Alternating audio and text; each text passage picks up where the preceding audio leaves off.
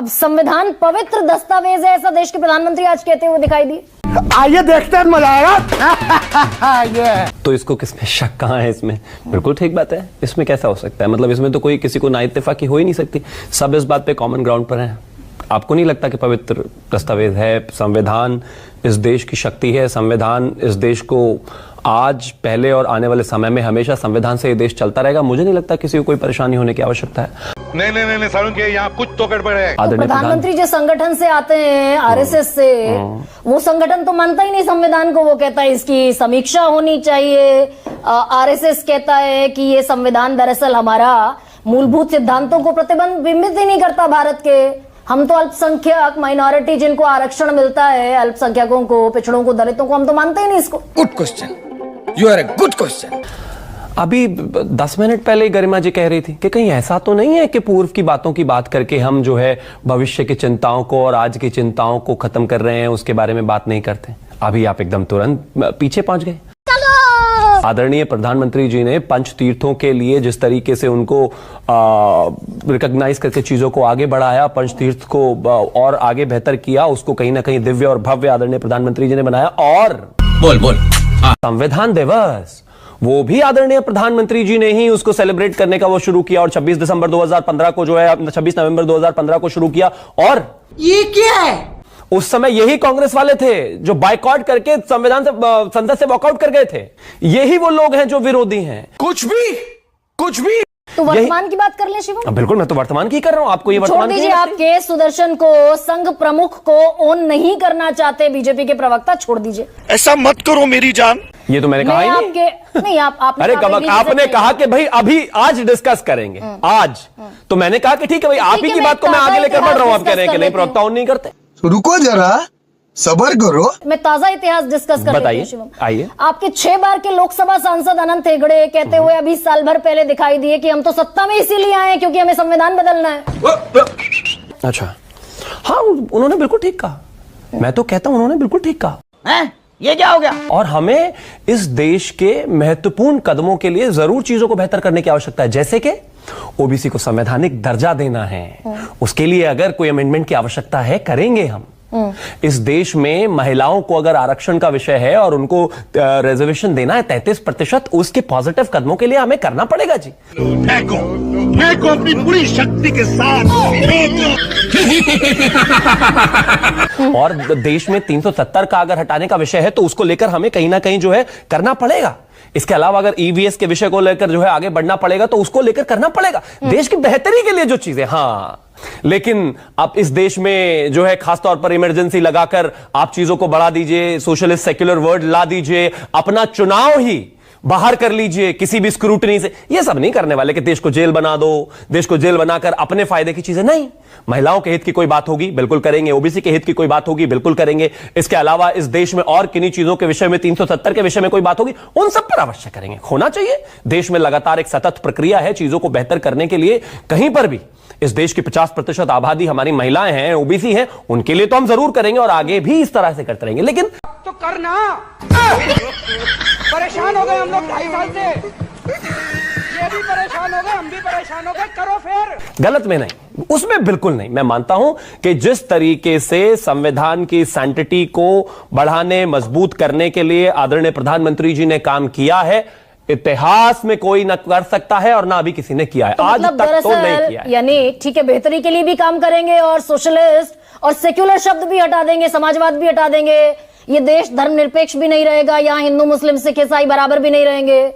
धर्मनिरपेक्षता हटी तो वही सब कुछ होने वाला है। फिर ये कर देंगे ना, मतलब इमरजेंसी से पहले मेरा देश होश बोले कहते हुए दिख रहे हैं। इमरजेंसी से पहले मेरा देश सेक्युलर या सोशलिस्ट नहीं था क्या?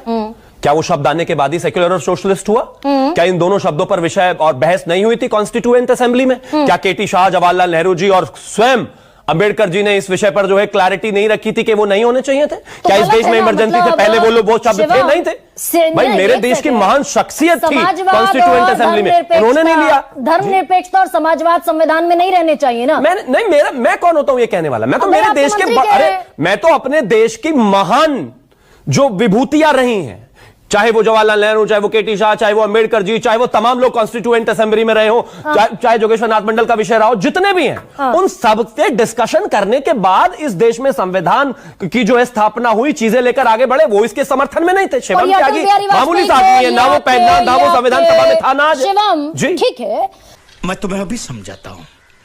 भैया इंदिरा गांधी ने तो गलत कर दिया समाजवाद और धर्मनिरपेक्षता एड ऑन करके, ये आप कह रहे हैं। ऐसा ये मैं सारी नहीं, चीजें ऐसा आपके बाबा ऊपर- साहब मानते थे, ऐसा जवाहरलाल नेहरू उनके जो पिताजी हैं वो मानते थे, ऐसा केटी शाह मानते थे, ऐसा जोगेश्वर नाथ मंडल मानते थे, ऐसा वो लोग मानते थे भाई। शिवम त्यागी मैं कौन, मैं छोटा सा अदना सा कार्यकर्ता, मैं क्या कर सकता हूँ? सुना ना शिवम, मैंने बताइए ना, बताइए। तेरा तो गेम बजाना पड़ेगा। भाई केटी शाह, जवाहरलाल नेहरू, बाबा साहब अंबेडकर समाजवाद और धर्मनिरपेक्षता के पक्ष में नहीं थे। इंदिरा गांधी ने, आपको लगता है कि ये देश धर्मनिरपेक्ष कभी नहीं था? सवाल पूछना मैं भी तो वही कह रहा हूं। आपको लगता है कि जब तक प्रीएम्बल ऑफ कॉन्स्टिट्यूशन में जब तक सोशलिस्ट और सेक्युलर शब्द नहीं है, क्या ये देश नहीं था सोशलिस्ट और सेक्युलर? तो मान रही हूं भाई, मान खत्म हो जाती है। तो ये तो चर्चा ही कोई सवाल ले लीजिए शिवम त्यागी। बोलिए। ये सारी दिक्कत आपके युग पुरुषों को, अटल बिहारी वाजपेयी, आपके जो फाउंडर हैं जो आपकी पार्टी के बीजेपी के, जिन्होंने संविधान लिखा, ना अटल बिहारी वाजपेयी को ये समझ में आया, ना लाल कृष्ण आडवाणी को समझ में आया, ना बाकी तमाम लोगों को, ना मुरली मनोहर जोशी को समझ में आया। ये किसी को समझ में नहीं आया कि भाई गलत है ये। अब बोल। क्या मैंने कहा ना, ये गलत का विषय ही नहीं है। मेरे देश की विभूतियां जिन्होंने कॉन्स्टिट्यूएंट असेंबली में इस पर बहस की, उनका रेफरेंस ले लीजिए। ये तर्क ही गलत है। क्या आपको गलत लगता है क्या? अरे गलत और सही का विषय नहीं है। जो बाबा साहब के संविधान से अगर ये देश चलता है, तो उन्होंने जब किसी बात को लेकर कहा तो उसको माना जाना चाहिए। तो भाई हटा अगर जवाहरलाल नेहरू ने कहा तो माना चाहिए। हटाना लगाने का विषय ही नहीं है। गलत बात हो गई, हटा दीजिए। शिवम सवाल लीजिए। अरे हर 10 सेकंड में सवाल लीजिए, सवाल लीजिए, सवाल लीजिए, सवाल लीजिए। नहीं, ये बदतमीजी यहाँ करने की जरूरत नहीं है। नहीं, कोई नहीं कर रहा है। बदतमीजी, कोई बदतमीजी नहीं है। मैं दूर बैठा हूँ, शांति से बात करो। आप क्या कर बात कर रहे हो? नहीं, 10 सेकंड में अगर ऐसे ही बोलेंगे तो जवाब मिलेगा। सॉरी, कोई बदतमीजी नहीं है। कौन तालियां बजा रहा है? कोई मखौल नहीं उड़ा रहा है। नहीं नहीं, हर 10 सेकंड में मखौल डिबेट का आप उड़ा रही है, बार बार बीच में रोक के। अपने इंटरजेक्शन गिन लीजिएगा कितने। मुझे इस बात पे जाने का, मैं डिरेल होने ही देना चाहता। गरिमा सिंह, गरिमा सिंह डिबेट का विषय नहीं है। आप पर डिबेट करके मुझे अपना समय व्यर्थ नहीं करना। मैं बाबा साहब पर समय नहीं बुलाया। मैं बाबा साहब पर डिबेट कर रहा हूं ना, बेहतर है। मैं आपसे लड़कर अपना समय बर्बाद नहीं करना चाहता। आपको व्यर्थ करना है, पर्सनल फुटेज लेनी है, लीजिए, मुझे नहीं देनी। मैं बाबा साहब पर बिल्कुल बजाऊंगा। मैं जिस भी तरीके से करूंगा, कृपया करके धन्यवाद। मुझे डिबेटिंग स्टाइल ना सिखाएं, अपना अपने पास रखें। धन्यवाद। आप नहीं बताएंगे मुझे सेंसिबिलिटी क्या होती है। हर 10 सेकंड में बोलने वाली महिला कह रही है कि सेंसिबल रही है। Thank you. जाइए आप शिवम त्यागी जी। सेंसिबल डिस्कशन करते हैं। मुझे आप नहीं बताएंगे ना भाई, कमाल बात हो गई। आपकी सेंसिबिलिटी सबको पता है। कृपया करके आपसे निवेदन है, आप मुझसे डिबेट करें। मैं आपसे पर्सनली बहस करना जाना ही नहीं चाहता।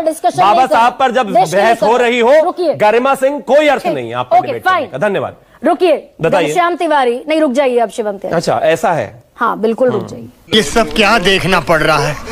अच्छा है मैं अंधा हूँ। फिर से क्लियर कर देती हूँ। करिए। सेंसिबल डिबेट के लिए आप यहाँ आमंत्रित हैं। सेंसिबली डिबेट कीजिए। सवाल मैंने बहुत साधारण सा पूछा आपसे। हर 10 सेकंड में, हर 10 सेकंड में सवाल पूछा जाएगा। हर 10 सेकंड में 45 मिनट तो तरीका भी मेरा ही होगा। तो भाई आपका नहीं होगा। 10 सेकंड में, हर 10 सेकंड में सवाल अपने लिए पूछते हैं क्या? गलती से नहीं, अपने लिए सवाल पूछते हैं, अपने आप सुनने के लिए। मोरारजी देसाई की सरकार जवाब लेकर जाइए ना। सवाल अगर सवाल पूछना है तो जवाब लेने की हिम्मत रखिए। कोई लाभ नहीं है इस बात का। जवाब लेने की हिम्मत रखिए। ने 2 संविधान संशोधन किए, धर्मनिरपेक्षता और कुछ नहीं हो सकता है। समाजवाद शब्द क्यों नहीं हटाया गया? बड़ा साधारण सा सवाल और बड़ा सिंपल सा जवाब है कि उनके विरोध में बाबा साहेब अंबेडकर थे, उनके विरोध में नेहरू जी थे, उनके विरोध में कॉन्स्टिट्यूएंट असेंबली ने पूरा रेजोल्यूशन रखे, तभी वो वहां पर नहीं थे। गजब बात हो गई। अभी आपको जवाब आपको समझ नहीं आता तो मैं क्या करूं? कोई बात नहीं, हम तो चूतिए हैं।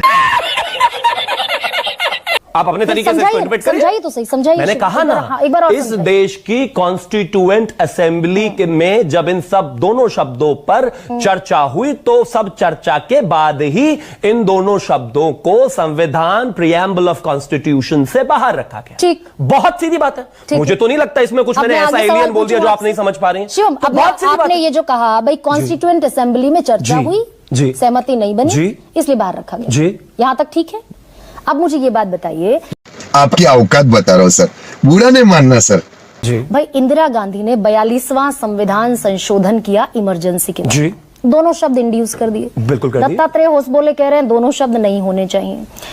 उसके बाद इंदिरा गांधी जब इमरजेंसी के बाद सत्ता से बेदखल की गई तो मोरारजी देसाई की सरकार आई। उन्होंने 43वां संविधान संशोधन किया, 44वां किया, उसके बाद भी संविधान संशोधन हुए, उसमें अटल बिहारी वाजपेयी भी थे, लाल कृष्ण आडवाणी भी थे।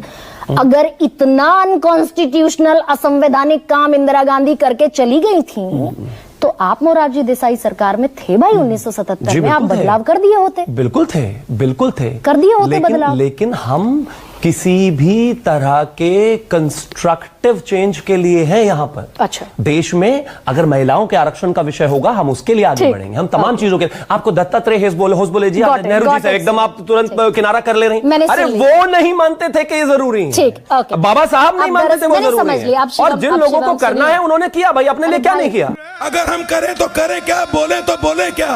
वाह मोदी जी, वाह वाह वाह। मेरे भाई अरे 17 बार नेहरू जी ने करा, छोटे भाई इसके अलावा 40 बार इंदिरा जी ने करा, 55 साल के समय में 77 बार इन्होंने संविधान चेंज करा। आर्टिकल 356 का सबसे ज्यादा दुरुपयोग इनके समय में हुआ। अपने देश में पहली गैर कांग्रेसी सरकार लेफ्ट की इन्होंने गिराई। अच्छा सुनिए, इस देश में इमरजेंसी लगाकर 80 में चुनाव जीते 11 राज्यों की सरकार इन्होंने गिराई।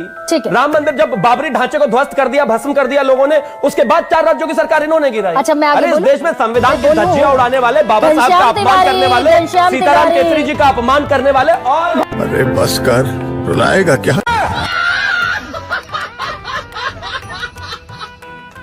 पसंद आया लाइक। तो दोस्तों फाइनली अपनी इस वीडियो का हो चुका है दी एंड। उम्मीद है कि आपको हमारी यह वीडियो अच्छी लगी होगी। अगर वीडियो अच्छी लगी हो तो वीडियो को लाइक करके, हमारे चैनल को सब्सक्राइब करके, बगल में बने घंटी वाले आइकन को दबाकर ऑल को सिलेक्ट कर लें, ताकि आगे आने वाली ढेरों रोमांचक और मज़ेदार वीडियोज़ के नोटिफिकेशंस आपको बिना किसी अड़चन के प्राप्त होती रहे। तो वीडियो को क्लोज करने से पहले साथियों आप लोगों से गुजारिश है कि यदि आप लोग हमारे चैनल पर नए हैं तो चैनल को सब्सक्राइब कर लेना, और हाँ, वीडियो को लाइक करना तो बिल्कुल भी मत भूलना, क्योंकि आप लोग वीडियो तो देख लेते हैं पर वीडियो को लाइक और चैनल को सब्सक्राइब करना भूल जाते हैं।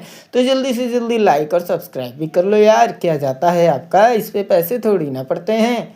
तो साथियों अभी के लिए इतना ही, मिलूंगा नेक्स्ट वीडियो में। तब तक की खातिर स्वस्थ रहो, मस्त रहो, और जहाँ भी रहो सबसे आगे और फर्स्ट रहो। टिंग टोंग।